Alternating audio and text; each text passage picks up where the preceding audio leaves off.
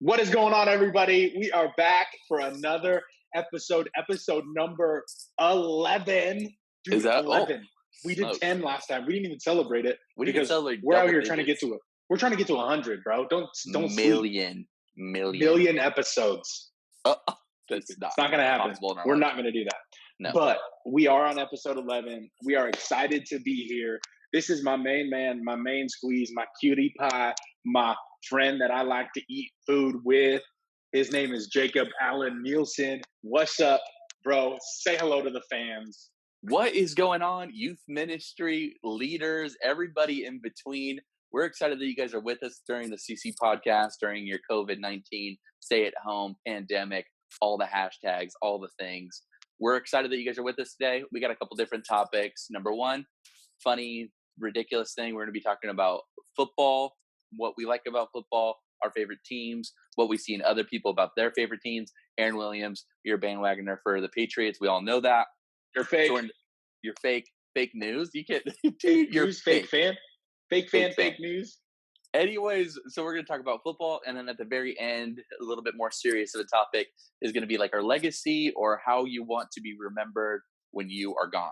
So that is going to be the topics for today. I'm super excited about what we're going to be sharing. Excited to call some people out during the football topic, and to go from there. So let's start with you, Michael Sexton. What's your relationship with football? What's your favorite team? What's your damage, bro? Let me just first and foremost say this. I hate Patriot fans.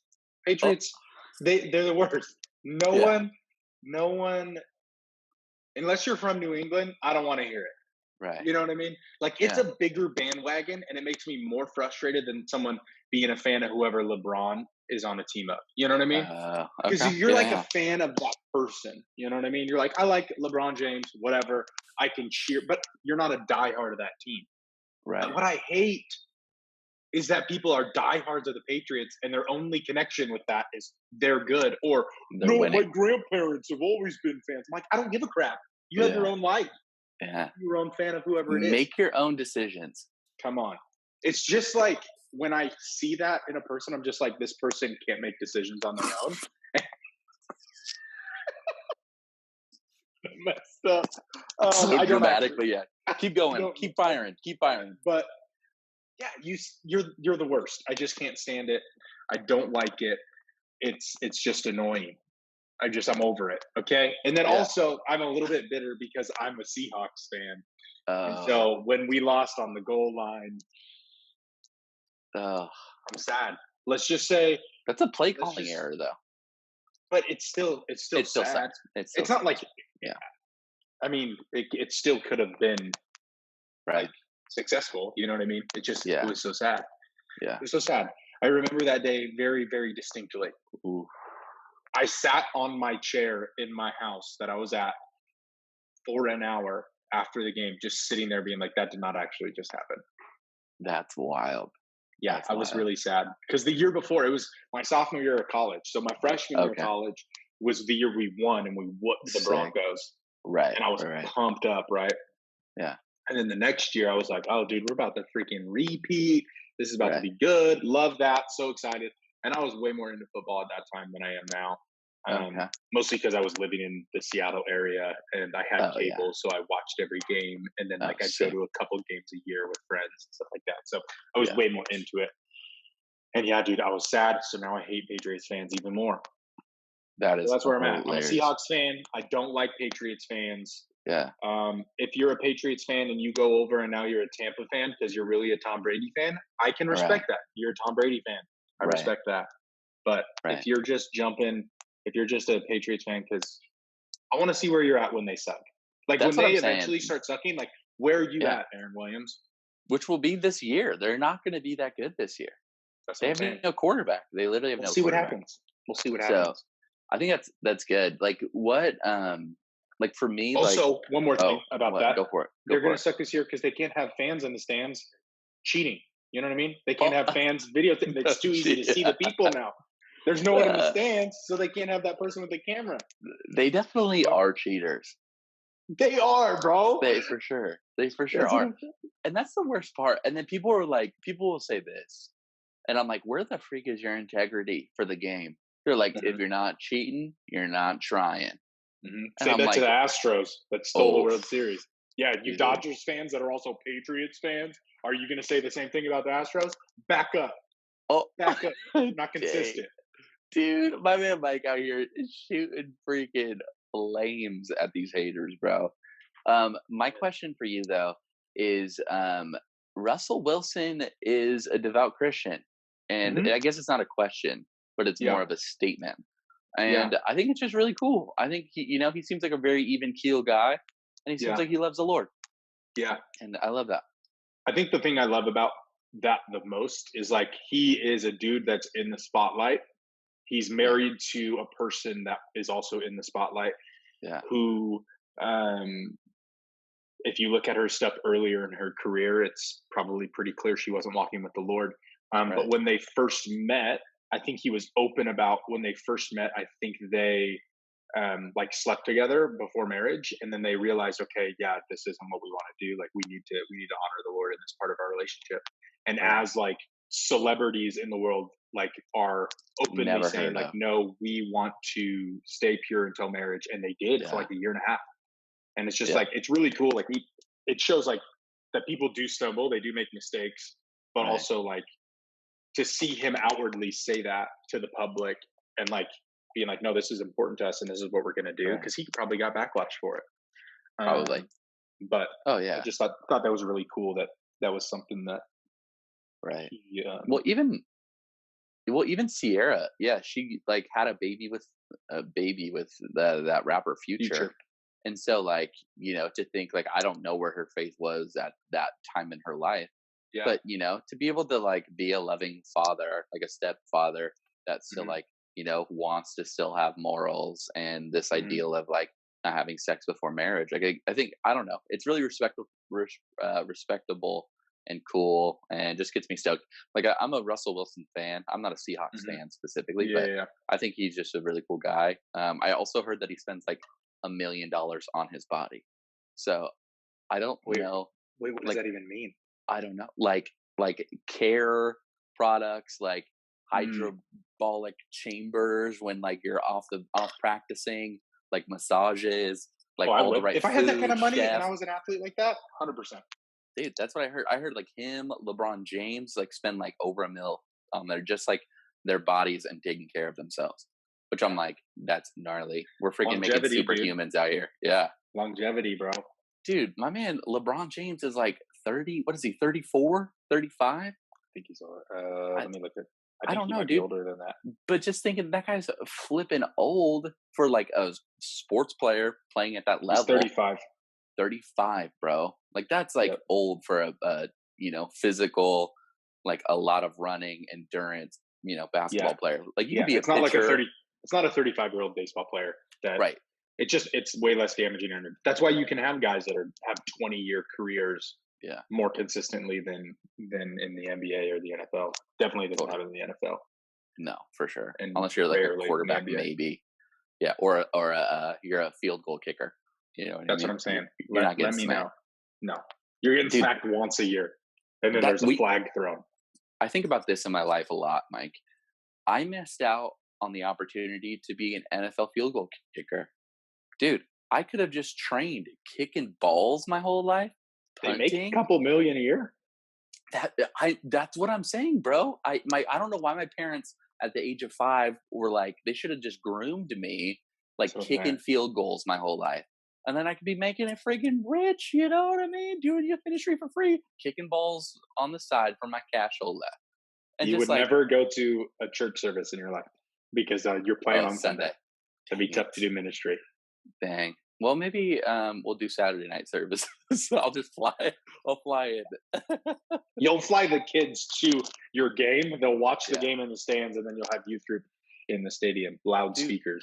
I'm a millionaire, right? Okay, this is so off topic, but it's fine. So I'm a millionaire at this point. Yeah. I create this youth following anywhere I go. So like, say I'm Los Angeles Rams is my team, but then I have to travel to Tampa Bay, travel to Dallas on my off weeks or whatever, or those weeks. Mhm. Oh, spam. Hold on. Spam is calling me. Great. Thanks, spam. Stupid. Like the food? No, yeah, spam the food, dude. They're calling me. Anyways, I'm thinking like you following, I'm a famous athlete. Dude, just do a mobile youth ministry. You know what I Dude, mean? I'm Do telling you. devotionals, hire out a band. You have Come on. money, get like a freaking the convention center in whatever local area. Just Telling rent you. it out, have a rager for one night. It's like a traveling conference. That's what I'm saying. Every Saturday night. Don't That's sleep. hype. That's That hype. would be cool. All right. Dang. Well, okay. Start practicing. Think about it. I'm going to start practicing. I'm going to be 30 years old going into the NFL. There's no way. There's no way. I don't have the flexibility. Those fools are kicking. You'd be the biggest kicker ever. I would, dude. That would be. You'd also be massive. tackling fools, bro. Dude, have you heard of Pat McAfee? Do you know who that is? Bro, look up Pat McAfee highlights. He was on the Indianapolis Colts for a long time. He was a punter, dude, and a kicker. There are some sick highlights because he has himself returning his own onside kick, which is sick. But there are some punts where he destroys fools. Like they're about to return it, and he's laying fools out left and right. Pat McAfee, and he's a pretty funny sports broadcast radio guy. He has like a fun personality, like kind of just like one of the boys. You know what I mean? Yeah. Like you just want to celebrate. You want to watch football with him. It seems like just like loud and fun. So go ahead and watch his highlights after this. You guys watch his highlights. And for me, my favorite team, I don't really have one. If I'm being honest with you, like when I was a kid, I liked the Philadelphia Eagles. I like Brian McNabb, or I like Donovan McNabb. I like Brian Westbrook, Brian Dawkins, like all those guys. And then I got into fantasy football, bro, and it destroyed my love for, my team. Because then I felt like I was betraying my team because I would root for the players that were playing against my team to get me points. I know. That's what I'm saying. It's a tough thing. It's a dilemma that you have to do in your heart. Yeah. And then they won like 2 to 3 years ago. I forget at this point with Nick Foles. And I'm like, I feel bad going back, and I feel like a bandwagoner because I didn't want to be that person, Aaron Williams. I don't want to be that guy. I hear that. It's a struggle. It's a struggle. I remember one time I had the best fantasy football game of my life. It was the Arizona Cardinals against the Seahawks in Seattle. I was there, and they had like 5 picks, and like 2 of them were returned for TDs. And I got like 55 points from my Seahawks defense, bro. It was the most hype thing in the world. That's freaking hype. I was pumped because I had a terrible game everywhere else, but I won because of my defense getting like 55 points. Yeah. And let's just talk about this, because this is one of the topics the reason why we wanted to talk about this topic is because we wanted to talk about Jeff Levine and Augie Craig. What are some observations in your life that you see Augie Craig and Jeff Levine? Why are they the fans of who they are? Just go ahead and tell me. I think they just fit the persona. You know what I mean? Like they're a little rough and rowdy around the edges. Right. They got tattoos. Right. And I think they're really just trying to fit in. You know what I mean? Like, I don't know if they're really a fan of the football team. Like, I don't think they really care about football that much. I just think they're just like, these are my people. This is the vibe. They're just trying to fit in. They're just looking for community, man.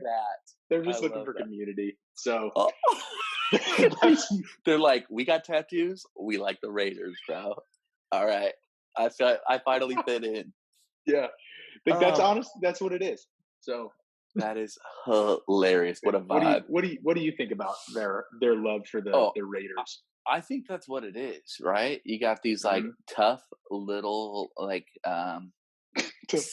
stocky guys that are like, need to get the rage out, and so they're like, we got to get tatted up. We gotta, Augie had a bald head for a long time. He had his beard, so they got the facial hair rocking right now. And they're like, we need to get rowdy on a Sunday, not only for Jesus, but for the Raiders. So, and they're like all black, they kind of like that. That's kind of their vibe too, like the all black kind of, looking menacing and dark. But, anyways, Sabrina just texted me. She said, you called your boss a little stocky guy. And she started laughing. And she said, called him a tattooed crab on the last video. Just kidding, Jeff. We love you. Obviously, we're just joking. We hope. Does he even listen? I don't even know if he listens. He hates us. Oh, so if he just texted me the other day and said, "I hate you and Jacob." That's Just not so true. you know, just That's not randomly. true. I love that. I can only hope so. I can only hope so. Oh, Anyways, gosh. so we're gonna get into just our little deeper of a conversation, something that we want to take away. We hope you guys kind of reflect on, and just an opportunity for us to have a conversation about like what do we want, when everything's game over, the curtains close on our life, last Mhm. breath situation, like at our funeral. Like, Mhm. what do we want to be remembered by? Like, what do we want to leave behind? What's our legacy? And kind of get into that conversation. And Yeah. I think, like kick it to Mike Sexton to give him, kind of his thoughts and ideas of what Yeah. that kind of looks like. Yeah. This isn't something that I had thought about a lot until like more recently. Um, and if I'm being honest with you guys, it was because of Pastor Keith Wells' funeral. Yeah, yeah, Pastor Keith is someone that I met 2 times in my life, maybe, of him just passing by in the office and just him introducing himself and that sort of thing. And so, not really knowing the person, but then being at his funeral and seeing, I'd never been at a funeral like that it in my was life. crazy. Like the amount of people, number one, and just the amount of like he just brought them together. It felt like, Yeah, and yeah, like listening to people speak about who he was, of just like the love that he exuded, the love of Christ that was just so evident in his life, yeah, um, and just the ability to bring people together from like everywhere, where like right. people from that even have like broken relationships that are would in a normal setting be upset At with each Bethany. other and not be able to be in relationship, Yeah, and yeah, like kind of hearing that during the funeral and like the conversations, but then seeing everyone together. And there was a scene I remember very vividly when I was on stage cleaning the stuff off of the stage, and I looked into the sanctuary, and like no one had cleared out. Like everyone right, was still in there just having conversations, and like they were joyful, like they were happy, like they obviously had right. sorrow and they were sad and there was tears, but like they were joyful because of how amazing of a person he was. Yeah, And so I don't know if I know how I want that to look like for me, right, but if it's even in the same ballpark of something like that, I feel like I've done something right, right, you right. know? And yeah, I don't know. There's some moments from that day that I just remember very vividly that I'm just like, this guy was living for Jesus, like for Right. real. Yeah. And I hope and I pray that I part of that can be true for me, I guess, Right. someday, that people would be able to come together and be like, this guy loved the Lord and he loved people, and it was Totally. evident, and like to be able to bring people together and them to be happy, like for Right. them to be joyful, like to be sad, obviously, but like for them to be able to celebrate my life rather than um, only mourn. You know what I mean? Like I'm not one of those people that I'm like, I want my funeral to be a party, but like at the same Yeah. time, like I want people to be like, I feel like I'm a pretty happy, joyful person. Like I want people to be able to experience that too. Right. You know what I mean? And not just be full of Right. sorrow. So Yeah. And I think even just, and this isn't like, Pastor Keith's funeral review. That's not the topic, but like yeah, even reflecting on that, like I think one of the cool things that I remember, and he doesn't, you're never going to get credit for this, but like learning that when he was retired, he would go on Facebook and like see people's news, like whether that was like a baby, like people post all sorts of stuff on the internet of like what's going on in their lives and hmm, stuff, and he would like go and scroll for 2 to 3 hours and then pray for individuals as they popped up on their feed, like, oh, just had my baby. He would sit and like pray for that family and their new baby, and hmm, like, hmm, or things that are harder and difficult. And I'm like, how often do we go on Instagram or social media and like just get pissed off at somebody, or hmm, get riled up because somebody posted hmm, something, or like like I'm sure even if like he saw somebody getting into like an argument or like frustrating, crazy political whatever like crap that people put out there, I'm yeah, sure he would sit there and pray for them and like hopefully God does some real work in this person's life. It just, that was the person he was, yeah, and that just shows like a reflection of how much people loved him, and like hmm, a reflection of like you said, even if I was like a quarter of that, I would be stoked. So that is something to reflect on for sure. But like, what are some things in your life that people, want, you want to be remembered by? I guess what are, some qualities or some thoughts? I think the first thing is I would want to be remembered as someone that was just joyful all the time.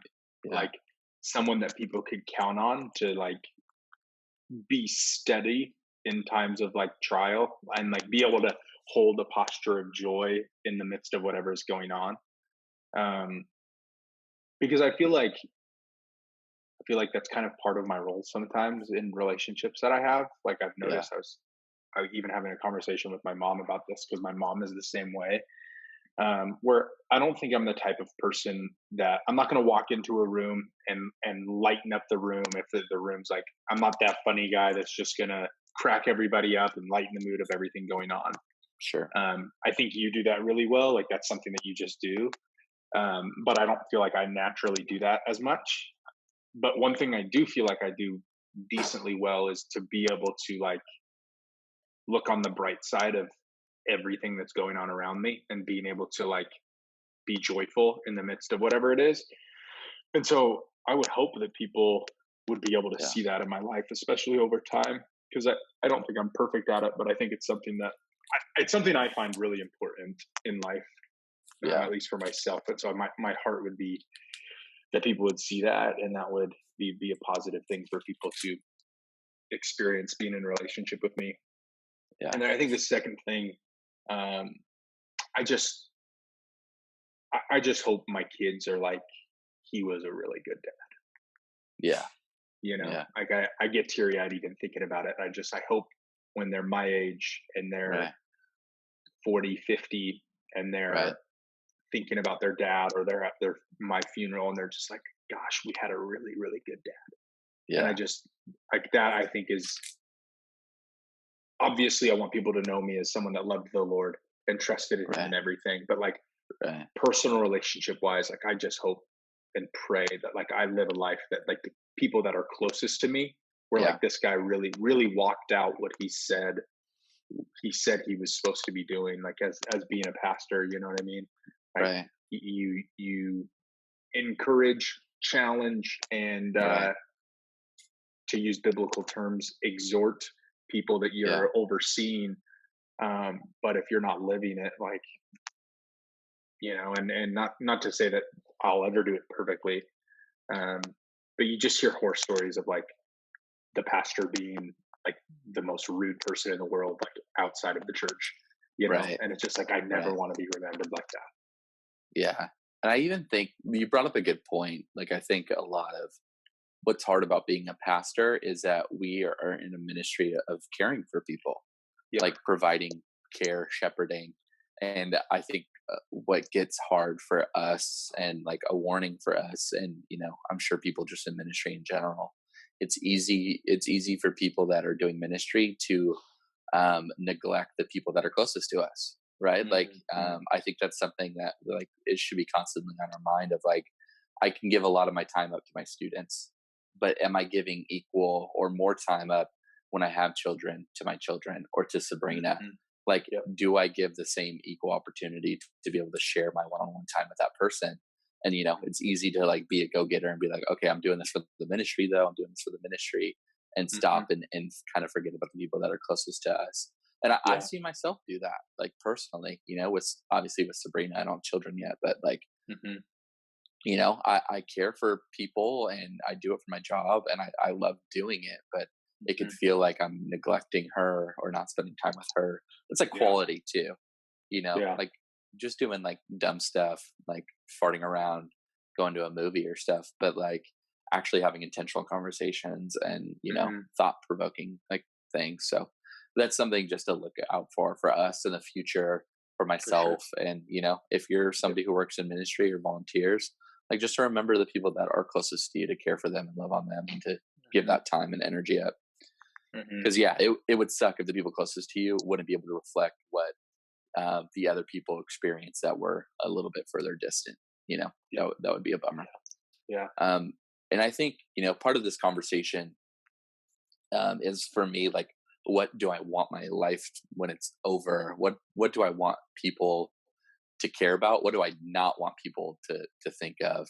And Yeah. like one of the stories I always sit and reflect on is like there was a pastor.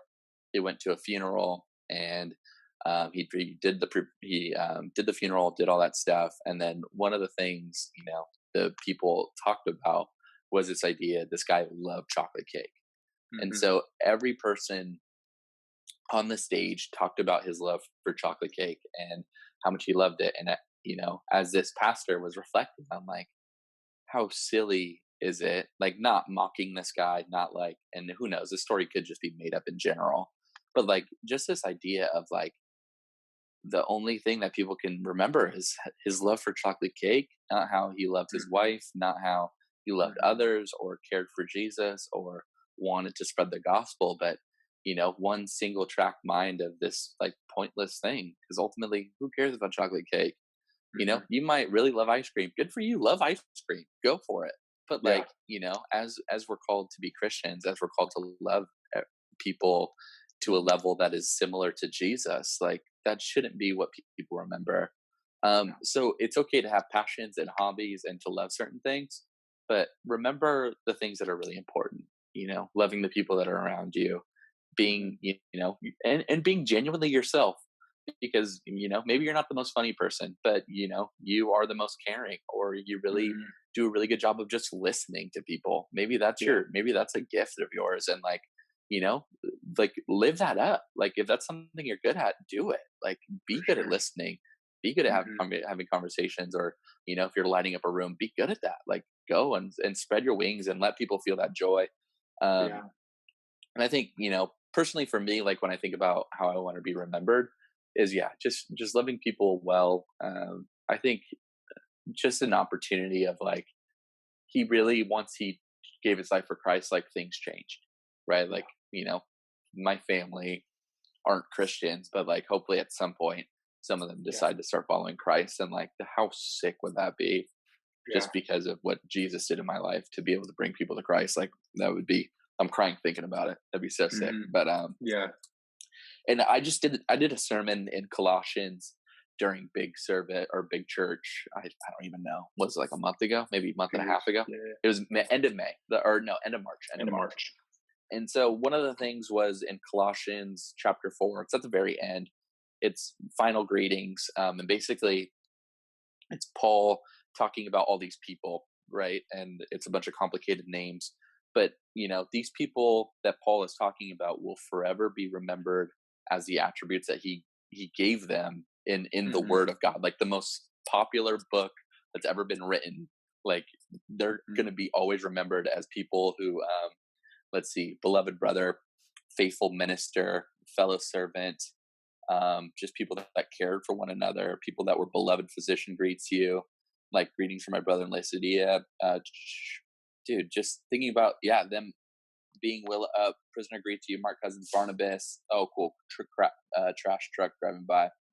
But just this like idea of people that comforted Paul in his times, like people that prayed for him and Mm-hmm. prayed for the city, and they will forever be remembered as that. And so, For like, sure. it just was that's kind of what jump started this conversation for me. It was like, how do I want to be remembered when Mm-hmm. everything's gone and done?